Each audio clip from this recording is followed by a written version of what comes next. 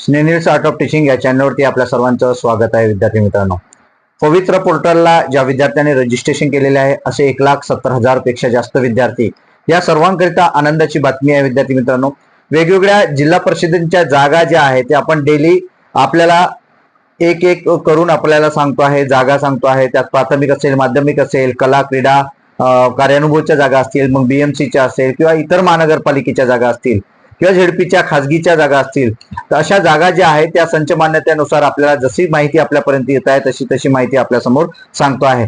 विद्यार्थी मित्रांनो, वारंवार तुम्हाला सांगतोय की तुम्ही सुद्धा स्वतः क्रॉस चेक करणं अत्यंत गरजेचं आहे. युट्यूबवर सांगणारा व्यक्ती हा खरंच ही बाब खरं सांगताय का, जागा खरं सांगताय का, ही माहिती कुठून घेतली आहे, ही याची चाचपणी करणे हे सुद्धा आपली एक जबाबदारी आहे. विद्यार्थी मित्रांनो, कारण काही कमेंट देणारे विद्यार्थी विचार करत असतात किंवा त्यात कमेंट देत असतात की ही माहिती सर कुठून आली, काय झालं, ह्या सर्व गोष्टी. कारण आपण जरी सुज्ञ सुजाण आणि हुशार जरी असलो तरी विद्यार्थी मित्रांनो प्रत्येकच गोष्टी आपल्याला माहित असेलच असं नाही.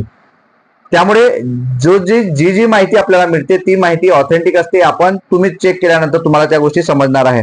आज आपण जिल्हा परिषद झेडपीच्या माध्यमातून निर्माण झालेल्या जागा ज्या आहेत त्या कोणत्या, पेसा आणि नॉन पेसा या दोन्ही जागांचे आपण या ठिकाणी विश्लेषण बघणार आहोत. तर त्यामध्ये आपल्याला जागा किती आहेत ते आपल्याला बघायचे आहेत. तत्पूर्वी माझ्या चॅनलला आपण पहिल्यांदा आले असाल तर माझ्या चॅनलला सबस्क्राईब करा, जेणेकरून येणारे जे कोणतीही अपडेट असेल किंवा प्राधान्यक्रम देण्याच्या संदर्भातील हेल्प असेल, मदत असेल, ते आपण आपल्या चॅनलच्या माध्यमातून आपण करणार आहोत.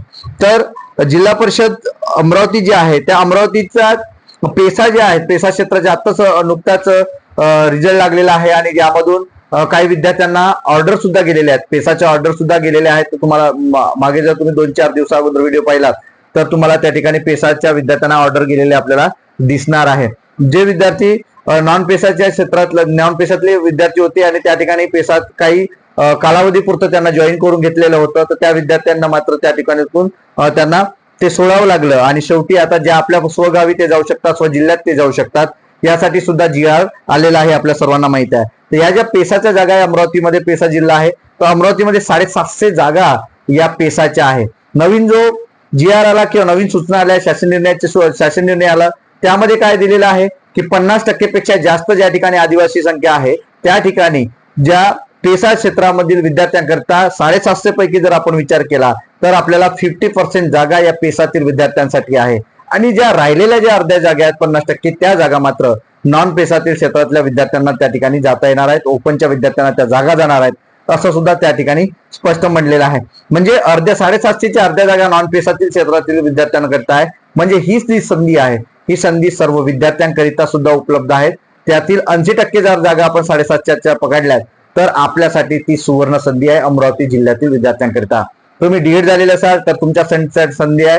तुम्ही पेपर 1 पास आहात, CTET, TET 6वी-8वी साठी तुम्ही बीएड झालेले असाल किंवा तुमच्याकडे CTET पेपर 2 पास असाल तर तुमची वर्णी या अमरावती जिल्ह्यामध्ये असाल तर तुमची त्या ठिकाणी लागणार आहे. आणि ही तुमच्यासाठी गुड न्यूज आहे की तुमच्यासाठी 750हून जास्त जागा आपल्याला या ठिकाणी पाहायला मिळत आहे. तुम्ही ही जी माहिती मी सांगितलेली आहे ती क्रॉस चेक करा.